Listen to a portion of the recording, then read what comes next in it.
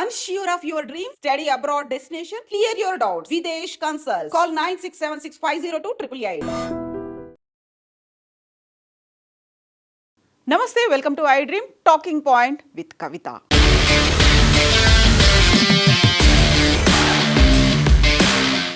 కర్ణాటకలోని హసన్ జిల్లాలో 2 నెలల్లోనే 20 కార్డియాక్ మరణాలు సంభవించాయి. దీని మీద కర్ణాటక రాష్ట్ర CM Siddaramaiah high level committee, expert కమిటీతో ఒక ఎంక్వైరీని ఏర్పాటు చేశారు. దాంట్లో కార్డియాలజిస్టులు కూడా ఉన్నారు. 10 రోజుల్లో ఆ కమిటీ నివేదికని అందజేస్తోంది. దీనికి ప్రధానమైనటువంటి కారణం కోవిడ్ వ్యాక్సిన్ ఏమైనా సడన్ కార్డియాక్ డెత్స్కి కారణమవుతోందా? ఇదే మాట, ఇదే ఆలోచన ప్రతిసారి పదే పదే వస్తోంది. కరోనా మరణం జరిగినప్పుడల్లా కరోనా వ్యాక్సిన్ తీసుకున్న తర్వాత సడన్ కార్డియాక్ అరెస్ట్తో యంగ్ జనరేషన్ చనిపోవడం అనేది, 18 to 45 ఇయర్స్ ఏజ్ లిమిట్లో ఉన్నటువంటి అడల్ట్స్ సడన్ కార్డియాక్ అరెస్ట్తో చనిపోతున్నారు అనే మాట మనం కరోనా తర్వాత వింటున్నాము. అందులోనూ కరోనా వ్యాక్సిన్ వల్లే ఇలాంటి మరణాలు సంభవిస్తున్నాయా అనేటువంటి డౌట్ ప్రతిసారి పదే పదే కరోనాకి సంబంధించి వ్యాక్సిన్ తీసుకున్న తర్వాత ఆ పీరియడ్ తర్వాత కార్డియాక్ అరెస్ట్తో చనిపోతున్నారు అంటే వింటూ వస్తున్నాము. అందువల్లే కర్ణాటక రాష్ట్రం సీఎం సిద్ధరామయ్య ఒక హై పవర్ కమిటీని ఏర్పాటు చేశారు. ఎక్స్పర్ట్స్తో కూడినటువంటి కమిటీని ఏర్పాటు చేశారు. 10 రోజుల్లో ఆ కమిటీ నివేదిక ఇస్తుంది. కరెక్ట్గా మంగళవారం రోజు హై పవర్ కమిటీ, ఎక్స్పర్ట్ కమిటీని ఏర్పాటు చేశాము అని కర్ణాటక రాష్ట్ర ప్రభుత్వం అనౌన్స్ చేసిన వెంటనే కేంద్ర ప్రభుత్వం హెల్త్ డిపార్ట్మెంట్ ఒక నోటుని రిలీజ్ చేసింది. దాంట్లో చాలా క్లియర్గా ఐసీఎంఆర్ గతంలో చేసినటువంటి స్టడీ రిపోర్ట్ని, అలాగే ప్రస్తుతం ఎయిమ్స్ చేస్తున్నటువంటి స్టడీ రిపోర్ట్ను కూడా అందజేసింది. సో ఆ రిపోర్ట్కి సంబంధించి ICMR and NIE, national institute of epidemiology, Indian council of medical research, ICMR Indian council of medical research కేంద్ర ప్రభుత్వం ఫండ్స్తో నడుస్తోంది. హెల్త్ డిపార్ట్మెంట్ ఐసీఎంఆర్కి ఫండ్స్ ఇస్తోంది. అందులో ఎన్ఐఈ చేసినటువంటి రిపోర్ట్కి సంబంధించి సారాంశం ఏంటంటే, దాదాపుగా సంవత్సరంన్నర క్రితం రిపోర్ట్స్ అనే ఒక స్టడీ అనేది చేశారు. అది కరోనా వ్యాక్సిన్కి, హార్ట్ అటాక్స్కి ఏమైనా సంబంధం ఉందా అనేది. ఆ రిపోర్ట్ని మనం చూస్తున్నాము. Extensive studies by ICMR and AIIMS on sudden deaths among adults post-COVID have conclusively established no linkage between COVID-19 vaccines and sudden deaths అనేవి. నిజంగా అలాంటి మరణాలు సంభవిస్తున్నాయా అనేది ముందు నుంచి ఉంది కాబట్టి దానికి సంబంధించినటువంటి రిపోర్ట్ని రిలీజ్ చేసింది నిన్న జూలై 2న. దాంట్లో ప్రధానంగా మనకి కనిపిస్తోంది This study was carried out from May to August 2023. దేశవ్యాప్తంగా ఉన్నటువంటి 47 ప్రభుత్వ హాస్పిటల్స్కి సంబంధించినటువంటి చేసిన స్టడీ 19 రాష్ట్రాల్లో, యూనియన్ టెరిటరీస్లో చేశారు. అందులో అక్టోబర్ 2021 నుంచి మార్చ్ 2023 వరకు ఈ స్టడీ అనేది జరిగింది. 800 మరణాలని, అందులో 3,000 వరకు కంట్రోల్స్ని యూజ్ చేసినటువంటి స్టడీ. ఆ స్టడీ ఫైండింగ్స్ ఏంటంటే, ఆ స్టడీకి సంబంధించి చేసినటువంటిది factors associated with unexplained sudden deaths among adults aged 18 to 45 years in India, a multicentric matched case control స్టడీగా చేశారు. సో దీంట్లో ఫైండింగ్స్ ఏంటంటే, the findings have conclusively showed that COVID-19 vaccination does not increase the risk of unexplained sudden deaths in young adults.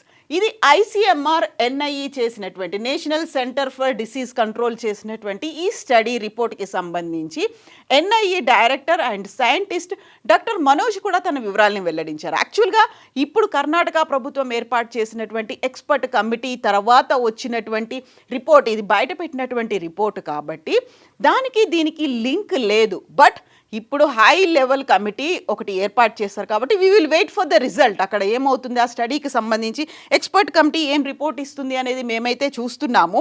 But vaccine not associated to sudden deaths అనేది doctor Manoj చెప్తున్నటువంటి మాట.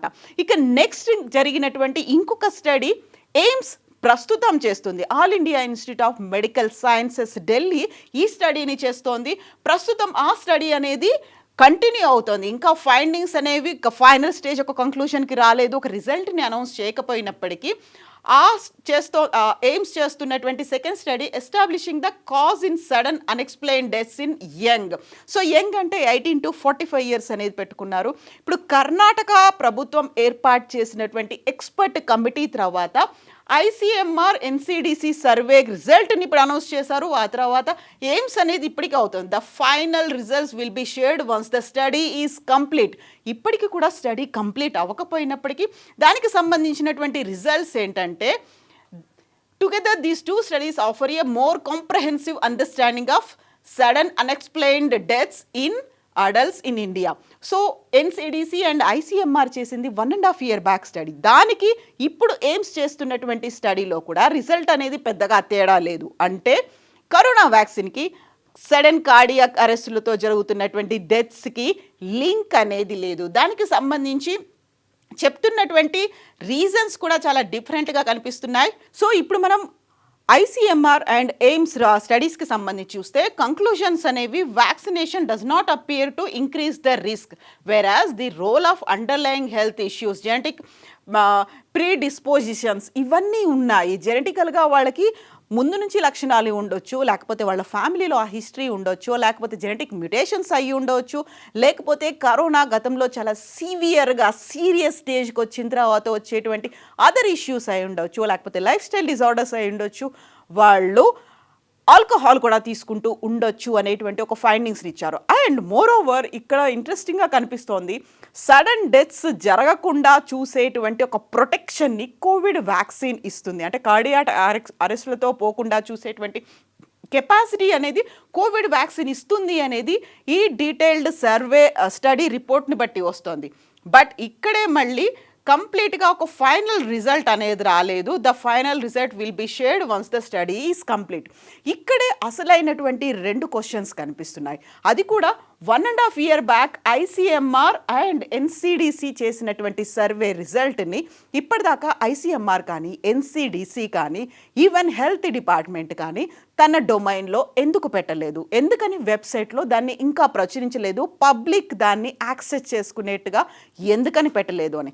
And second thing, Karnataka ప్రభుత్వం ఏర్పాటు చేసింది high expert కమిటీని ఏర్పాటు చేసినటువంటి within అవర్స్లోనే ఎందుకని దీన్ని రిలీజ్ చేశారు.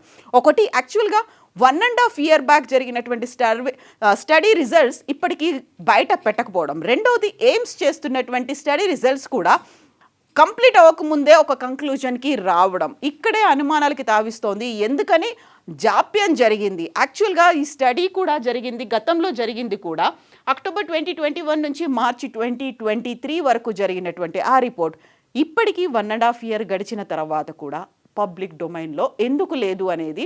ఆ తర్వాత నిజంగానే కర్ణాటకలో హసన్ జిల్లాలో 2 నెలల్లోనే 20 మరణాలు అనేవి సంభవిస్తే ఎందుకని దాన్ని ఇంకా బయట పెట్టలేదు. యాక్చువల్గా అక్కడ ఏం జరుగుతోంది అనే దాంతో పాటుగా ఇప్పుడు ICMR and AIIMS, NCDC, NIE ఈ వాళ్ళందరూ చెప్తున్నటువంటి మాట ఒకే మాట చాలా పదే క్లియర్గా చెప్తున్నారు. Establishing the cause in sudden unexplained deaths in దీనికి సంబంధించి COVID vaccination to sudden deaths are false and misleading.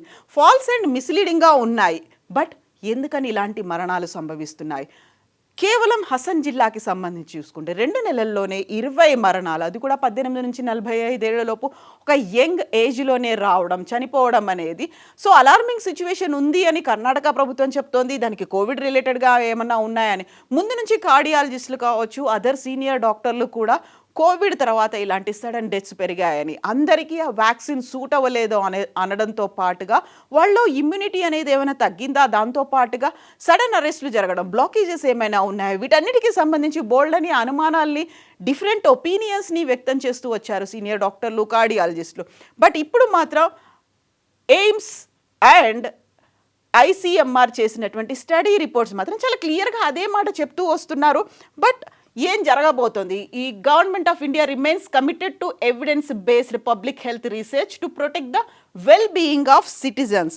So scientific evidences లేకుండా సైన్స్ కావచ్చు, మెడికల్ టెక్నాలజీ కావచ్చు, దీన్ని మనం నమ్మడానికి లేదు.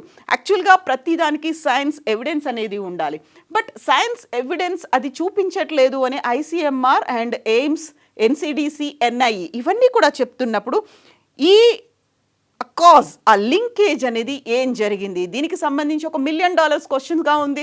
సో మనం హెల్త్ని ప్రొటెక్ట్ చేసుకోవడం, హార్ట్ని ప్రొటెక్ట్ చేసుకోవడం, చాలా సేఫ్గా ఉండడం, at the same time young ఏజ్లో జరిగేటువంటి ఈ హార్ట్ అటాక్స్ నుంచి కంట్రోల్డ్గా ఉండడం, జరగకుండా చూసుకోవడం ఒక మ్యాసివ్ టాస్క్లా మారింది. ఇమ్మీడియట్గా అయితే కేంద్ర ప్రభుత్వం ఉన్నటువంటి అపోహల్ని దూరం చేయడానికి ఒక స్టడీ పెట్టినప్పటికి కూడా దాని పబ్లిక్ డొమైన్లో అందరికీ యాక్సెస్గా ఎందుకు లేదు? జస్ట్ పిఐబి నుంచి ఒక ప్రెస్ నోట్ని మాత్రమే రిలీజ్ చేశారు తప్ప రిపోర్ట్ని ఇప్పటిదాకా ఎందుకని పబ్లిక్ ముందు ఉంచలేదు, ఎందుకని మీడియా సంస్థలకు ఉంచలేదు, ఎందుకని దాన్ని యాక్సెస్ చేయలేకపోతున్నాము?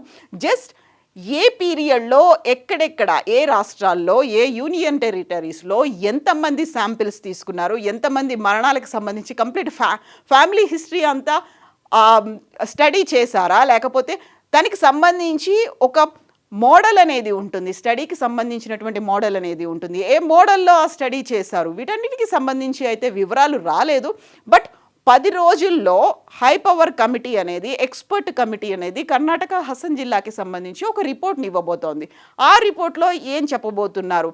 అది కూడా $1 మిలియన్ క్వశ్చన్గా ఉంది. బట్ ఒక సైంటిఫిక్ ఎవిడెన్సెస్ కావాలి కాబట్టి ఎస్, దీనికి దానికి లింక్ లేదు అనుకున్నప్పుడు పబ్లిక్ డొమైన్లో కూడా పెట్టాల్సినటువంటి అవసరం అయితే ఉంది. యాక్చువల్గా మీరేమనుకుంటున్నారు? నిజంగానే లింక్ అనేది ఉందా, లేకుంటే ఫాల్స్ ఇన్ఫర్మేషన్, మిస్లీడింగ్ ఇన్ఫర్మేషన్ని మనం కన్జ్యూమ్ చేస్తున్నామా, దాంతోనే మనం ఇయర్స్ టుగెదర్ దాన్ని క్యారీ అవుట్ చేస్తున్నామా? యాక్చువల్గా కోవిడ్ వ్యాక్సిన్కి సడన్ కార్డియాక్ అరెస్ట్లు, సడన్ డెత్స్, అది కూడా యంగ్ పీపుల్లో రావడానికి కారణాలు ఏమై ఉంటుందని మీరు అనుకుంటున్నారు? కామెంట్స్ రూపంలో తెలియచేయండి. నిజంగా ప్రస్తుతం ఉన్నటువంటి సమాజం దేనికి ప్రయారిటీ ఇస్తుంది? ఆర్థిక సంబంధాల చుట్టూ మాత్రమే తిరుగుతుంది. మళ్ళీ ఎన్నికలంగానే చాలా విరక్తి కలుగుతాను. మంచి అనిపిస్తుంది కదా, లేడీస్ కూడా ఛాలెంజింగ్ జాబ్స్ చేసినప్పుడు చాలా బాగుంటది. ట్రాఫిక్ అసిస్టెంట్స్ గా నియమించిన ట్రాన్స్జెండర్స్ అందరితో సాల్యూట్ చేయించుకుంటున్నారు. ఫుడ్ డెలివరీ ఇవ్వటానికి వెళ్ళినటువంటి డెలివరీ బాయ్ అనిల్ పై కళ్ళ ముందు